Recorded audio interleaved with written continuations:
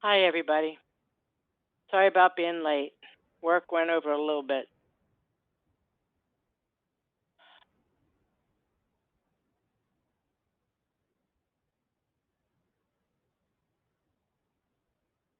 Hi there, no problem. Did you try calling me? I did. I just unplugged it because I just hung up because I was going to get ready to get off. I had one more call, and I thought, no, no one's going to call me. I can just hurry and sneak that in there. So that's what happened. I Sorry. apologize. I hope I No, that's didn't okay. disrupt you. No, you didn't disrupt me. I just hope they didn't hear it because then I'm supposed to have the phone off the hook. But I thought, oh, Oh. it's almost time. I'm running late, so I just thought I'd click it on. Anyhow, so again, I apologize for that. Sometimes I guess I'm going to be just a little bit late no matter what I do. If I work from home or I work from there. No So problem. how I'll know y'all not to. doing?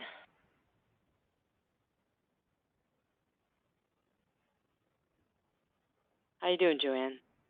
Oh, I'm good, thanks. I'll know not to call you right at 8. I'll give you a Well, no, few usually minutes. I just won't hang. I just will keep the phone off the hook at that time. That's all. That's okay. I was just. Juanita says, I'm sorry. Juanita said what? oh, sorry. Oh, she said she's doing good. That's good. That's good. How about you, Shirley?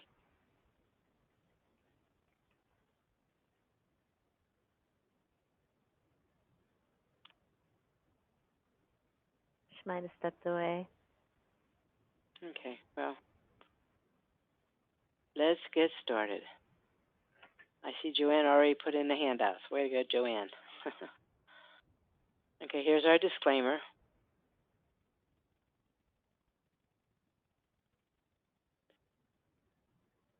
How do you say constipated in German? Far from pooping. I like that. And there's not much in life that makes me giggle, but that did. Okay. Um, when I first joined the herbal world or the natural health field, everything was about poop. Poop, poop, poop, poop. That's all we talked about. And then the more we learn, we tend to get away from the basics like that. And we really shouldn't because the old saying used to be, and it's still true today, that death begins in the colon. And it does. If you want to see someone who's extremely unhealthy, you will see that they have very poor bowel health. And they also have toxins in their bowel. They're constipated. Those are some of the unhealthiest people you can see. Wouldn't you agree, Joanne? If not, I you can say, do. no, If Mary, you're wrong. Huh? no, no, I definitely do because if I mean, if you're not eliminating, all those toxins are staying in you, so nothing good can come from that. Right, right. Once, whenever I went to, I used to go traveling everywhere to get health classes to learn about this stuff. And this one time, there was a guy there that was a coroner, and he says, "I'm giving up being a coroner." He says, "Because I know why people die. It's because of their colon."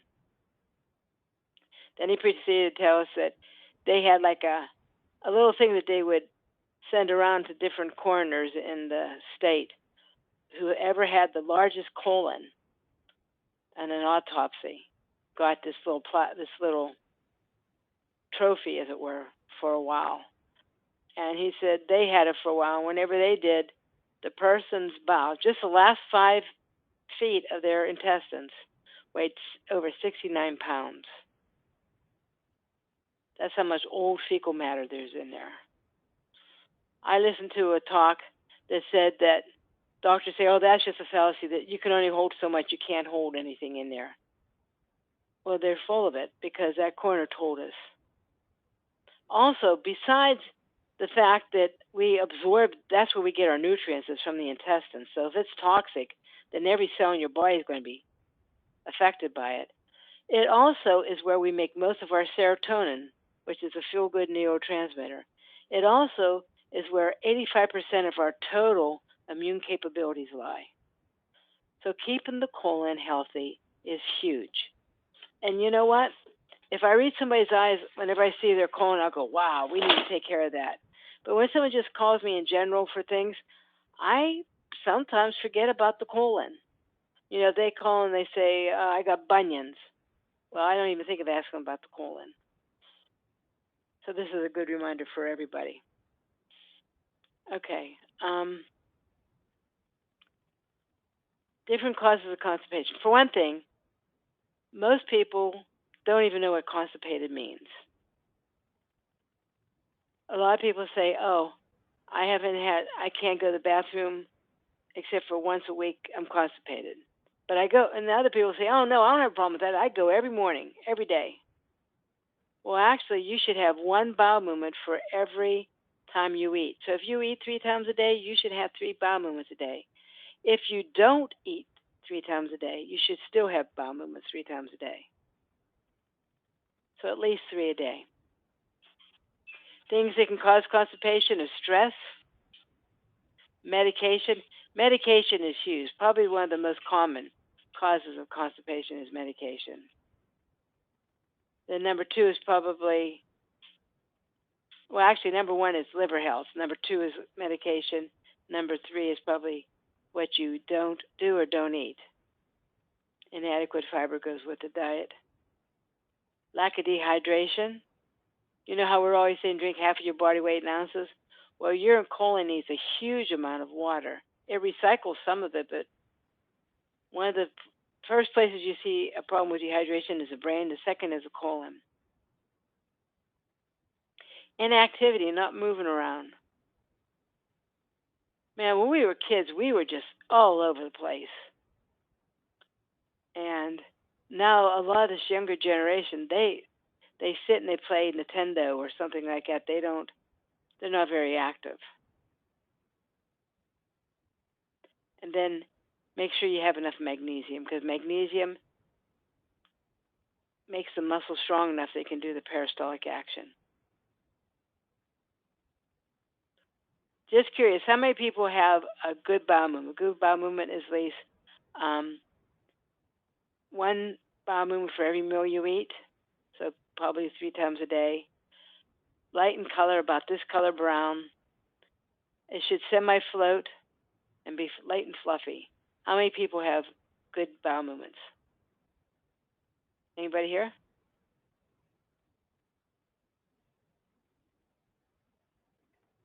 Mine has definitely improved since I started working on my liver. Someone else says no. Okay. Well, light and fluffy is the way to go. Light colored, light and fluffy, and semi-float is the best way to go. So infrequent bowel movements, that's where you get your nutrients. You can, if it's really toxic, you can't absorb the nutrients that you need.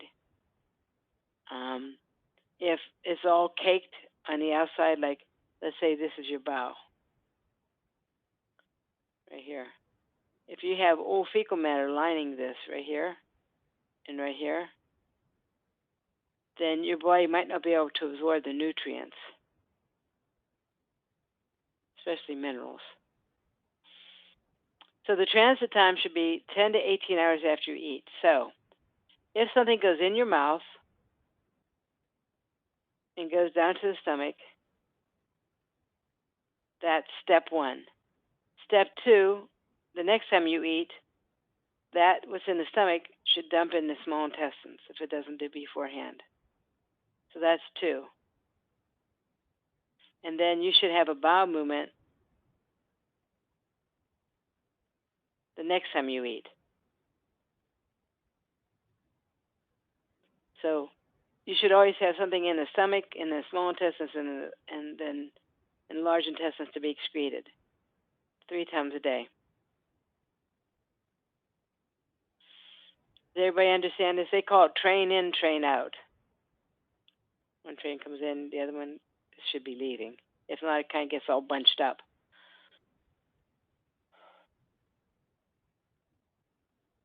If you leave it in there longer than that, if you eat, and I usually suggest people eat either beets or corn and then check the bowel movements and see when it comes out. Because beets will make it kind of like a reddish color. It looks like you're bleeding. Some people would say that, oh man, I think I'm bleeding, and you find out it's just beets. Or corn, because corn doesn't fully digest, so you have little corn kernels floating to the top. That's really easy of being able to see what your transit time is. If you eat something in 18 hours you don't see it coming out, then you're constipated.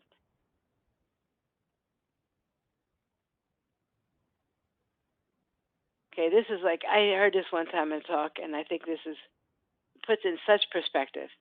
If in the summertime, like in 80-degree weather, if you had a hamburger and you set it out, the next day would you eat it if it stayed out all night? Of course not, because you know it's not any good for you. It's going to start rotting, decaying, and stuff like that. Well, if you eat a hamburger and it stays in your intestines for 24 hours at 98.6 degrees, it still rots and becomes putrid.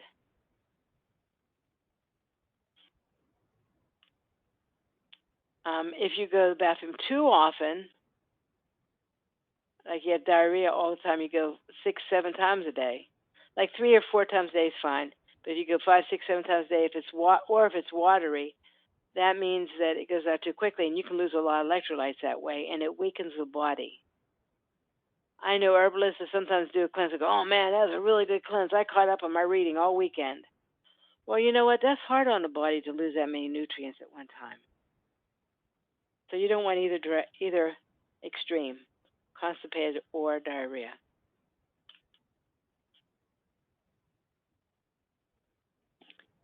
Okay, questions so far? No questions.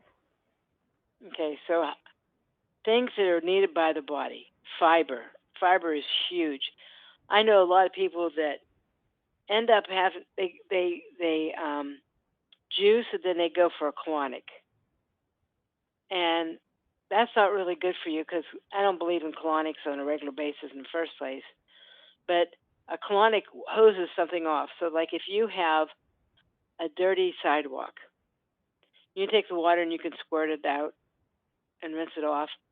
But if you really want to get that sidewalk sparkling, you put some. You get a broom and you swish around the broom to loosen everything up. That's what the fiber does. And then the water will help hose it down. Exercise is important because the same action that, or whenever you walk, it causes the peristaltic action in the intestines to work. Peristalsis is whenever, like you have a long tube, because basically from one end to the other end, you're nothing but a tube. And it squishes here, and then it pushes down. There's 2 muscles. And it squishes here, and it pushes down. And that's how feces goes from one end to the other end. Well, food travels from one end to the other end. The exercise, whenever you walk, that helps that peristaltic action go the way that it should. Sometimes because the medulla is weak or because of lack of exercise, this doesn't do this the way that it should. Sometimes this will squeeze and then this will squeeze and then this will squeeze, and it's not very efficient. Another thing is the muscles. It will actually help the muscles get stronger because this is nothing but muscles. Longitude muscles and then circular muscles. So exercise is really, really important. Matter of fact, a lot of people, I worked in a nursing home, and a lot of people that have spinal injuries, or even if they get like an injury in their leg or, like their knee replacement or hip replacement or something like that, a lot of times they become constipated because of a lack of exercise. So whenever we had somebody there that was really constipated, rather than give them a fleet enema, because the nurse didn't believe in doing that anymore and we had to, which I agreed with her, we would take the person walking up and down the hall. And a lot of times they would say, ooh, ooh, and you'd have to take them in the bathroom so they can go to the bathroom. People even walk their dog so that they have better bowel movements. Any questions so far? Any comments so Nope. far? No? Nope. Okay, now the liver, as soon as you eat something, the liver produces a hormone that tells this peristaltic action to start.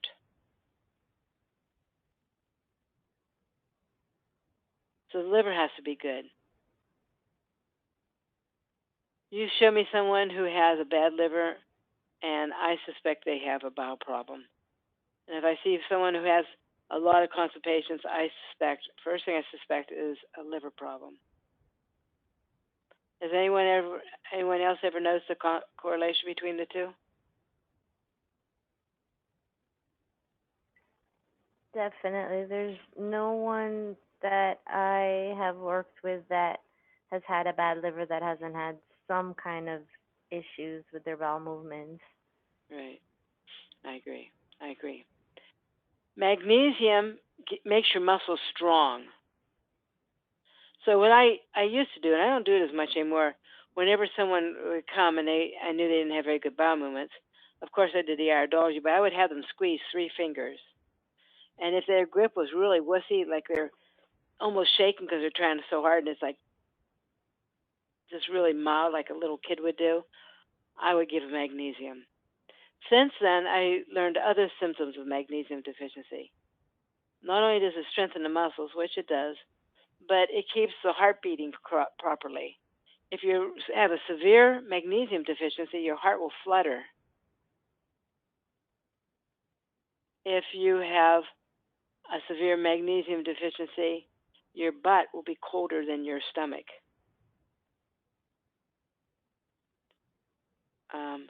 And people who have a magnesium deficiency tend to crave chocolate and coffee. So now I don't have people squeeze my hands. And then good probiotics. A big part of our feces is not just food. I mean, babies drink nothing but milk, but they have solid feces because a big part of that should be the good bacteria and debris, of course, but good bacteria. So fermented foods and probiotics are huge in helping this as well. Does anybody here do fermented foods?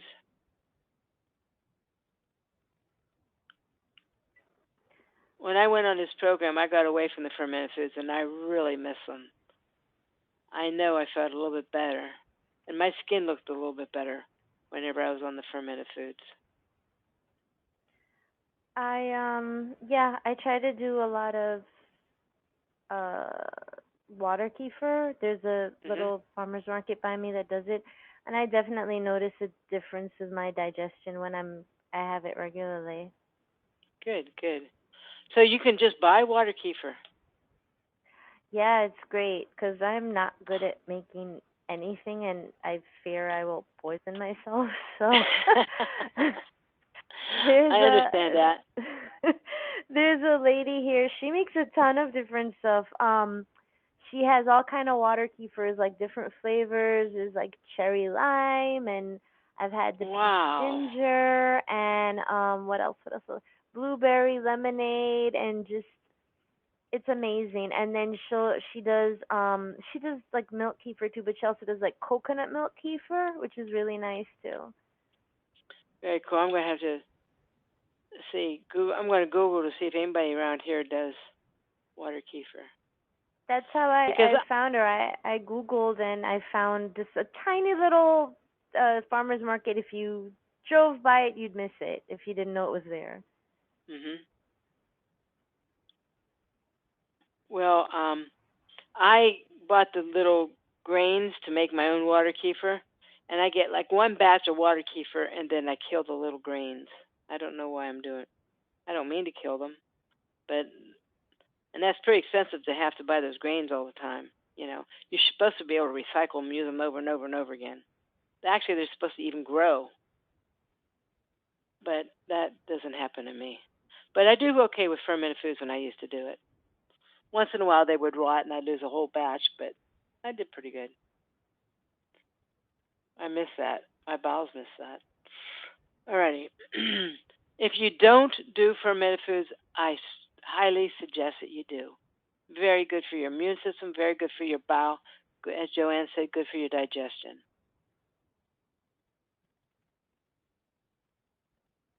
Okay. Most people don't realize that your bowels should be pretty large. Whenever we do consultations for our dogs, we see people that have skinny little bowels like this. This should be about a third of the way out.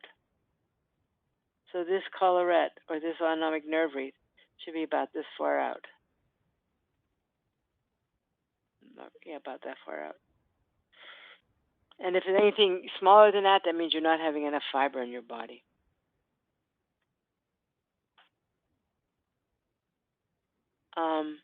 Increasing fiber is important.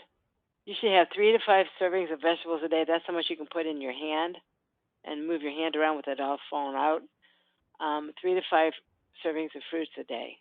The vegetables are the most important, although fruits are important. The vegetables are like the biggies. Whole grains, if you're going to eat grains, make sure it's the whole grain. I'm kind of torn on grains right now. I do know that when I did the old-fashioned red winter wheat, that really did my body good. But I even tried 12-grain breads, and it doesn't do as well for me, personally.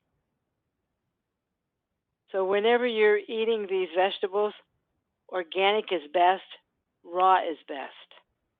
If your intestines hurt when you eat raw foods, it might be because the lining is too thin. There's things we can do to build it up nice and healthy so that you can eat vegetables without getting any discomfort, because you shouldn't feel pain whenever you've eaten anything in your intestines.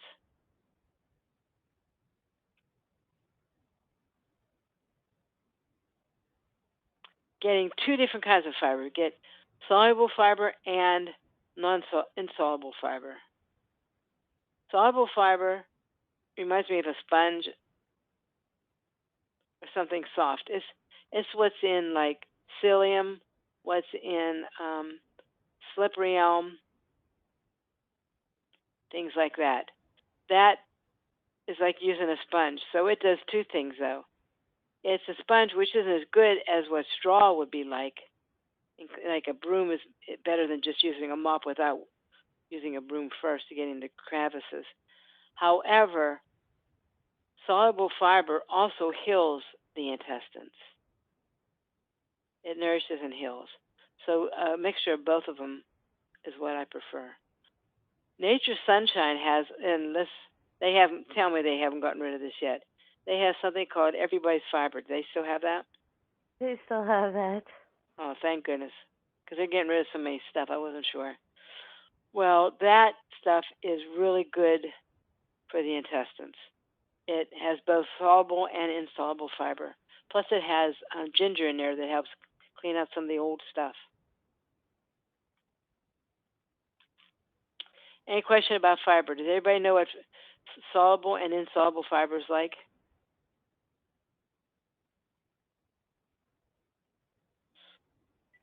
I know some people say, I eat bananas for fruit. Yeah, but there's not a whole lot of fiber in bananas. Not insoluble fiber anyway. If you want insoluble fiber, eating something like pears or something has like a graininess or grittiness to it, it would be a little bit better.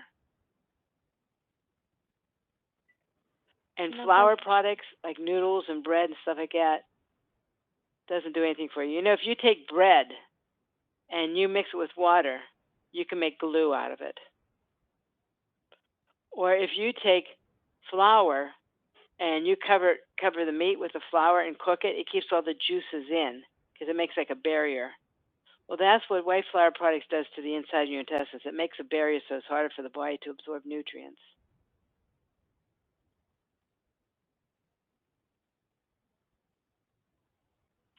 When I made this, my secretary thought I was so uncouth, but I didn't know how else to do it to show you guys the different types of bowel movements. It should semi-float. It should be like in little clunks and semi-float. If it floats completely on top, of the water, that means that you're not digesting your fats properly. And you know, if you make like salad dressing, the oil goes to the top. Well, that's what makes the feces go clean to the top like little boats. That's not good. If it sags down the bottom, you're probably lacking fiber and fats. So you don't want them to be submarines either.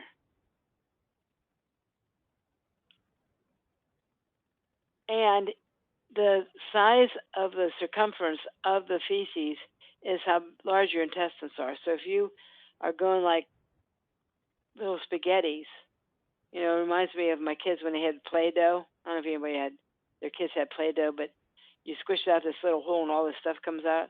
Well, if it does that, then that means that the um, intestines are too small because there's not enough fiber in there. In the Play-Doh, if you put a larger hole, then more can come out. It can come out wider. Well, that's the same with the size of your colon. Then, if they're real hard little rabbit turds, that means you're lacking fiber and moisture, which is usually the insoluble fiber.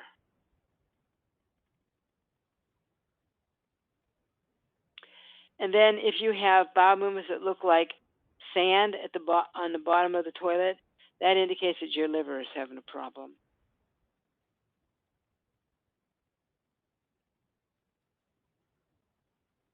Anybody have the questions about the consistency of the bowel movements? No questions. Okay. A lot of people don't feel comfortable in talking about bowel movements, but it's really important to kind of know what's going on. It really, really is.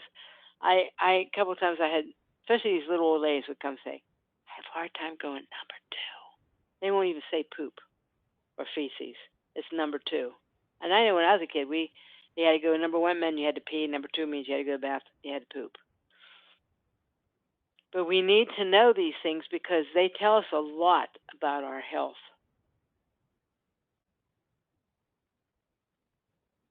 Did anybody ever watch Jurassic Park, the first one? Yeah, I know what scene you're talking about. This lady, this poor little dinosaur is sick.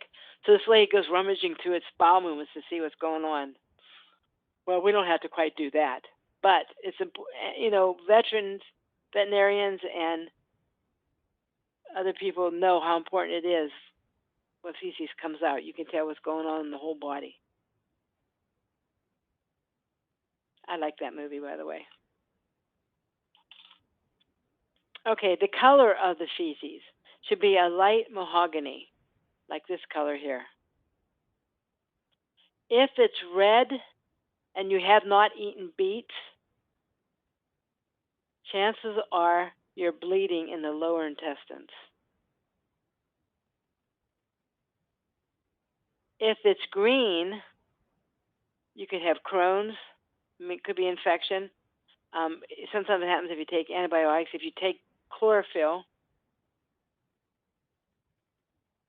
or if you give your kids grape Kool-Aid. My kids didn't have Kool-Aid whenever they were a little kid very much. And the one time they came home and my son comes running down screaming. He says, "I think I'm dying." Because I taught him to check out your poo, you know. And we went up there and it was this really ugly color green.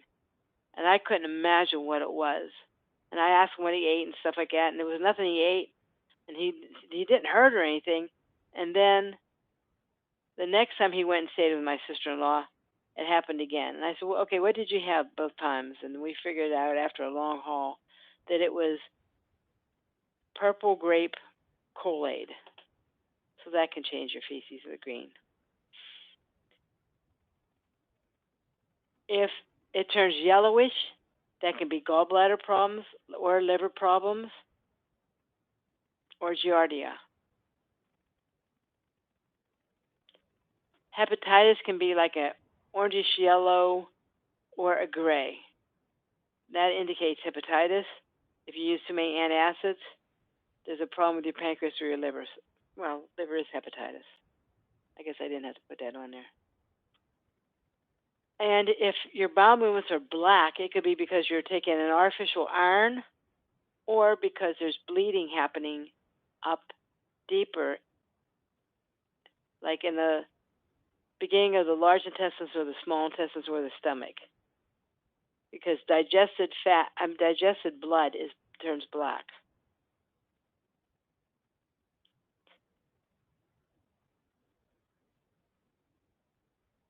So not only do you see if it flows, you see what color it is too.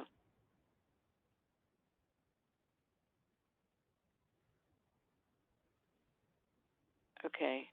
If it's normal, just eat vegetables. That's all you pretty much need. If you are bleeding, alternate a little bit of capsicum and slippery elm. Don't take them together on the same mouthful because they won't work very well. Take a capsicum, wait a couple hours, take a slippery elm. Then wait a couple hours, take a capsicum, then a slippery elm. Because capsicum and slippery elm will kind of cancel out each other if you do them all at one time. So you have to alternate them. Capsicum is really good to stop bleeding. It kind of cauterizes it. Matter of fact, Nature's Sunshine was started because Gene Hughes had a bleeding ulcer. And someone told him to take capsicum, so he just did it by the spoonful. And it was miserable, but it kept his bleeding ulcer at bay. So his wife got this brilliant idea, as most women do, and said, let's put them in capsules. Then you don't have to taste that and doesn't have to burn the whole way down. Just take in a capsule and it'll break up in your stomach. And they were the first ones to put herbs in a capsule like that.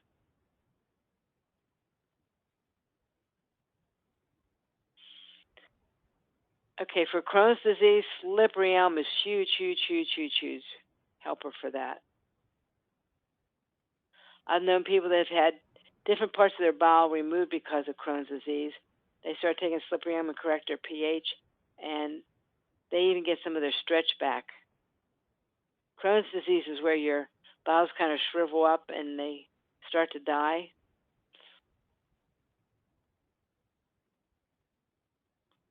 If it's from antibiotics or infection, fermented foods is good. Also, intestinal soothe and build is helpful. Gallbladder problems, I would take gallbladder formula. What do you do for Giardia? Do you ever work with Giardia, which is a parasite, Joanne? I have not worked with that, but if it's a parasite, would you do like a paracleanse?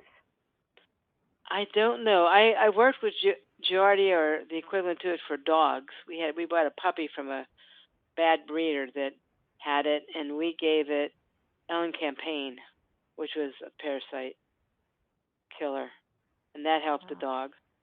I never worked with a person who had Giardia. No, me neither. After all these years, huh? Yeah, me neither. So I guess, well, that's good. Yeah. Poor little puppy almost died from it.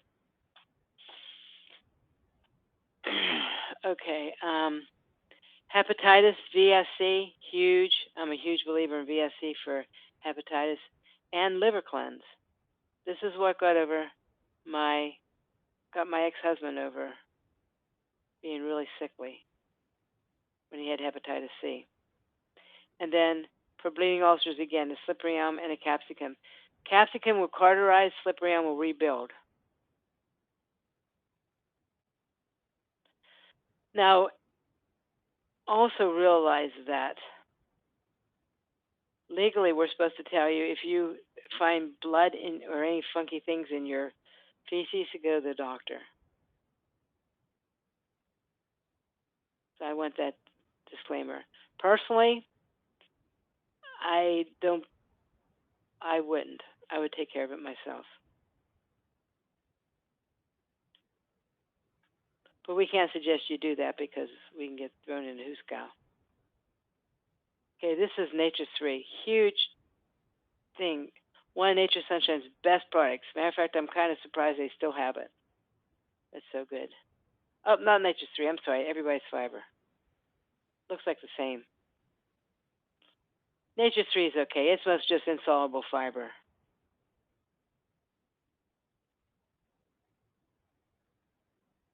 Um, Loco is okay. It's supposed to lower cholesterol. Psyllium hulls is okay. Probably everyone's fiber is my favorite. What, do you have any favorites, Joanne? I love the most things I use are either Everybody's Fiber or Slippery Elm, the powder. So those are my two. Yeah. I'll tell you something that is kind of good too. Is you take Nature's 3, you make it with applesauce and a little bit of prune juice. If they ever run out of Everybody's Fiber, that's what we came up with. It help Nature's 3 with some applesauce and prune juice.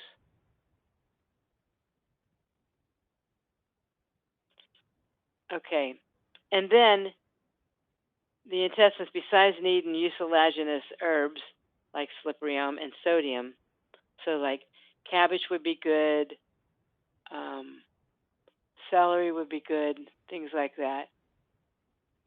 Also, bone broth is good.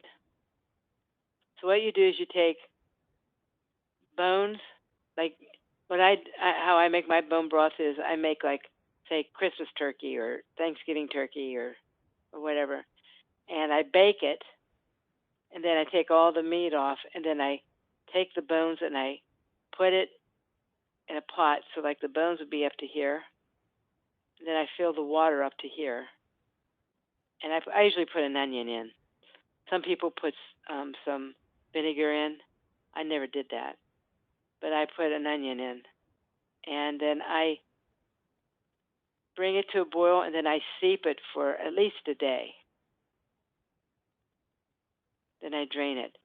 But my chicken and turkey soup is so thick it's like almost like Jello.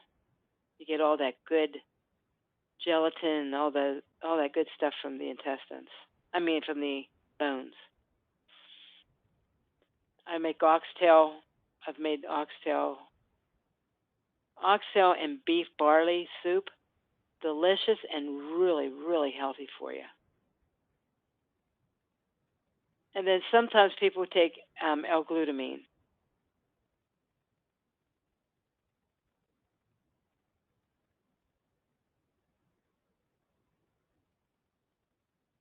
Any questions about that?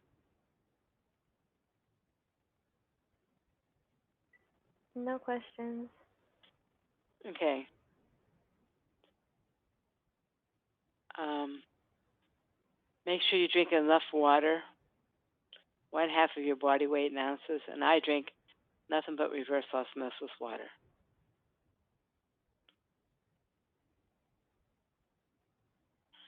And I don't just like drink like I know some people that drink 32 ounces first thing in the morning, and then 32 ounces before they go to bed at night.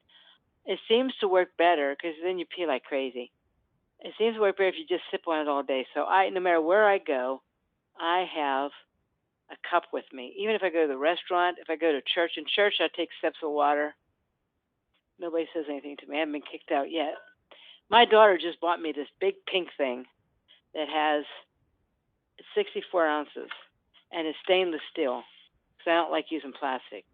It's stainless steel and it's insulated, so I can put ice and water in there, and it lasts me most of the day. I drink that one, that's 60 ounces, and then I have a 40-ounce one that I drink. So I drink 100 ounces a day.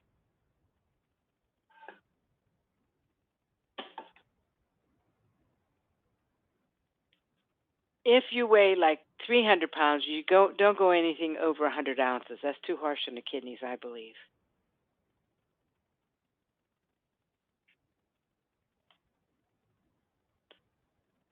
Okay, like I said, walking helps the bowels move. I guess I should have done these one by one.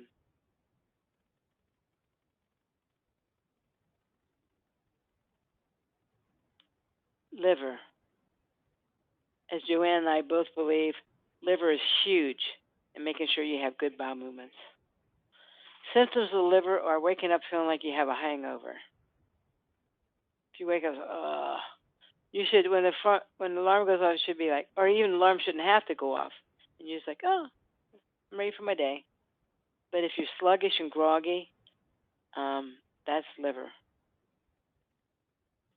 If you have pain under the right rib cage, that's definitely liver. Since liver filters out hormones, any kind of female problems, heavy periods, miscarriages, endometriosis, fibroids, tenderness in her breast, PMS, hot flashes, any of those things can happen to a woman when her liver's off because the liver's not taking out the mutated hormones. For a man, prostate problems.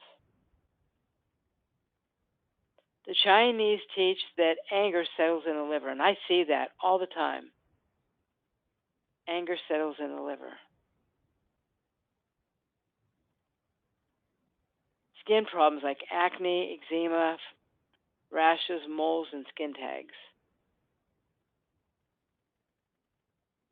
Number one cause of migraines is the liver. The liver, whenever you eat something, the liver pulls out the sugar. Just should release just a little bit in the bloodstream, and then store it in between. Whenever you don't eat between meals, it should be able to release the blood sugar out. If the liver's weak, it doesn't do that, so it can dump it in all one time, which is called diabetes, or it can't save it and release in between, which is called hypoglycemia. Constipation, of course. Waking up during the night. If you're sleeping and you wake up for any reason, that means the liver's waking you up because it's having a hard time detoxifying. If you bloat or pass gas more than once a week, that's liver. Whenever, especially when you're pregnant, if you're nauseated or if you vomit, that is liver. A lot of women go, "Oh, I'm so sick when I'm pregnant. I don't even want to get pregnant again." I said, "Well, clean out your liver for a while, then get pregnant." They do, and they don't have that morning sickness anymore. We're not nearly as bad. Severe body odor. If they take a shower and it's like, man, you need a shower, even if they just came out. Your under armpits is a place where the toxins come out oftentimes. What the liver cannot filter out and stick through the bowel, it will come out through the skin. And then this muscle getting tight, or the spine going to the right. Scoliosis is a liver problem.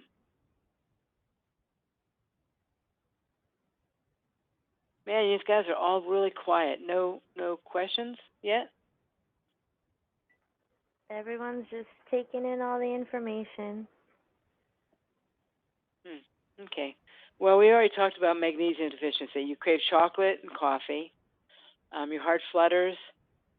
Your upper legs and butt get cold to the touch. Constipation. And you shouldn't have to push to have a bowel movement. Do you ever see a cow go to the bathroom? They just stop, splat, and go on their merry old way. That's what we should do too. Well, not walk around and do it, but I mean, it should just be, and you're done. If you have to go, then you're lacking magnesium. Magnesium is huge for the brain. Matter of fact, what is that thing called? Not Brain Protects. What's the other thing that Mind Max? Mind Max is basically just a multi-magnesium combination. Insomnia, if you can't fall asleep. People used to drink milk to make them fall asleep. Well, milk has calcium, but it also has magnesium in it. Not a lot, but it does. Magnesium deficiency can cause depression, although it's not the only thing. It can. And magnesium is needed by the body to produce neurotransmitters, and it's needed by the body to produce insulin.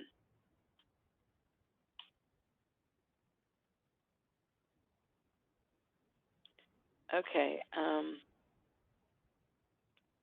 There's something called a leaky gut. This is the collarette right here. Do you see that separation between the inside and the outside?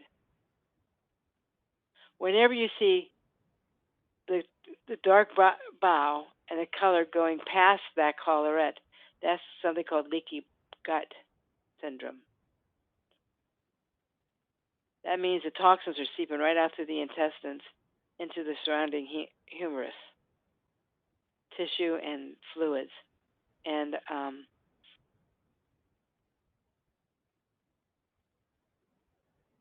it's auto intoxicating.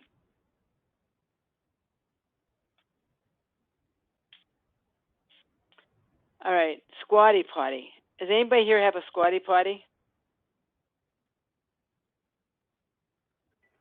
I don't, but I know a couple people who do have it. My son-in-law got my daughter a squatty potty for Christmas, and she had it delivered to the office. And everybody said, "Chad, you have a delivery. What is it?" And he says, "Oh, it's my wife's Christmas present." And they thought he was off his gourd getting her a squatty potty. But when she opened that up, she was, "Oh my goodness, I wanted a squatty potty." But sitting on a regular toilet can cause a prolapse of the sigmoid. It's better, like in nature, whenever you're out in the woods, you kind of squish down like this to have a bowel movement. That's how it has everything set up, aligned up, so you have an easy bowel movement.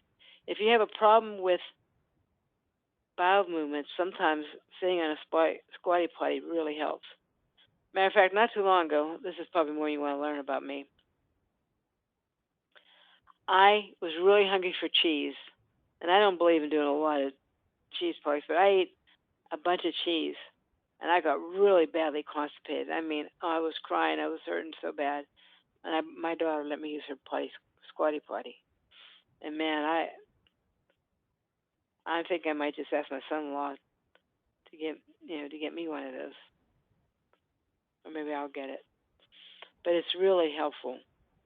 There are some places, some countries that actually don't have this kind of a toilet. They just have a hole in the floor that you squat down to go to the bathroom.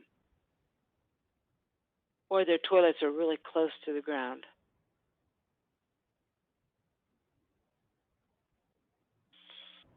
Oh, Okay, these I are could, pictures.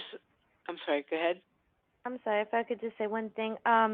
They did a study and they showed that actually countries where they don't have the toilets we have and where you squat, there is a significant amount of less cases of hemorrhoids too. No, I bet, yeah. I bet, yeah, I have no doubt about that. Okay, so if the bowels are toxic, when the body draws the nutrients, if the bowels are toxin, it pulls in that toxins. And then whatever cells it makes is going to be toxic. That sets you up for an autoimmune disease. These are actually pictures of people who did the IV cleanse, where you put um, liquid chlorophyll, psyllium hulls, and hydrogenated bentonite clay. And these are what they passed. Look at that dirty, toxic. That was in these people's bowels. Well, if the body's going to pull nutrients from there to make new cells, it can't be very good.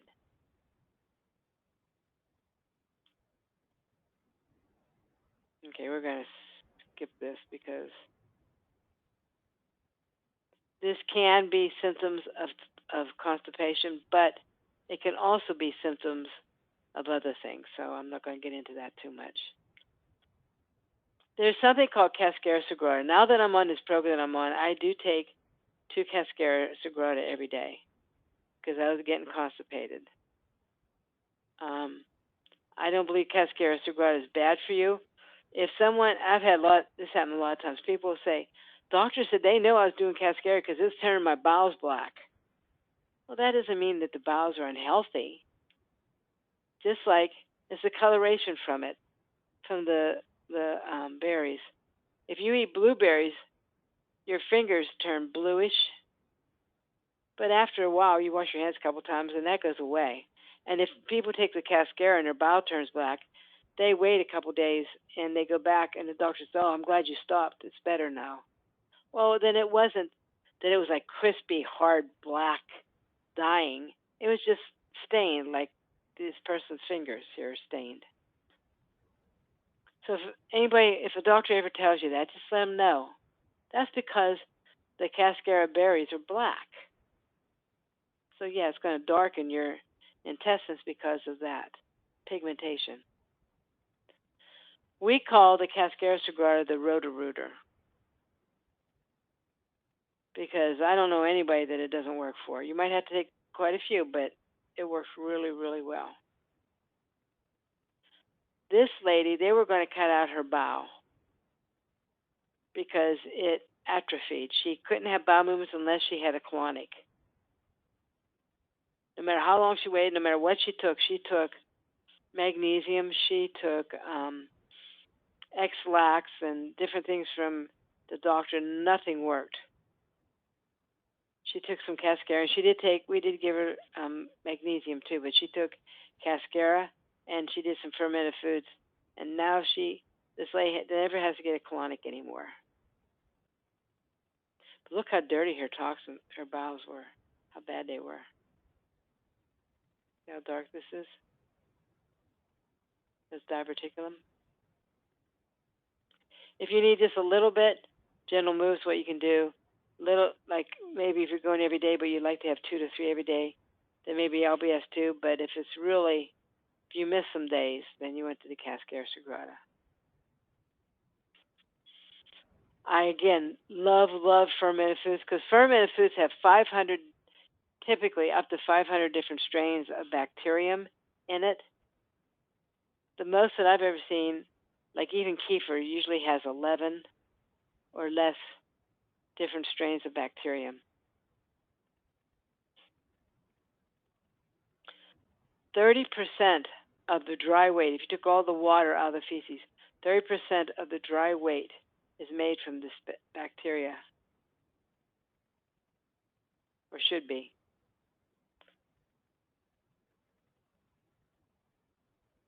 And here's some of the things that are in, these are some of the different strains that are in fermented foods that you don't find in probiotics. Okay, so that's probably more than anybody here wants to know about poo. Does anybody have any questions? No questions.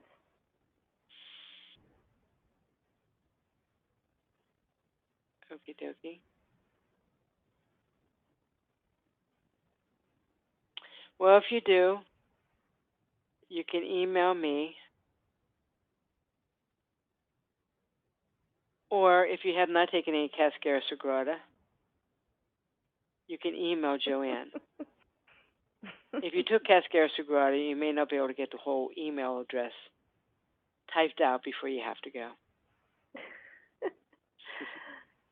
Or you can always just do it while you're sitting on the toilet. Oh, there you go. Make sure you have your legs up on a squatty potty, though. Okay, so are there no other questions? Joanne, do you have any comments? No, I think you covered everything. I can't think of anything else. Okie dokie. And I'm sorry I kind of hung up on you, Joanne, earlier. It's okay. Now I know how you really feel about me. No. If you knew how I love you like a daughter. I do. I love you to pieces. Never doubt that. Same here. I'm just teasing. I know. What's on for next week? Next week is thyroid, so it's a good one. Yeah, it is. So, spread the word, please. I mean, we're glad that you came, but we would like, the more people there are, the more questions they are, the better the class is. That's just a fact. Okay, well, thank you all for coming. Thank you so much, Joanne, for all that you do. My pleasure. Night, All right, Shirley. Night, Juanita. You all take care. Good night, everybody. Night, Joanne. Night. Night.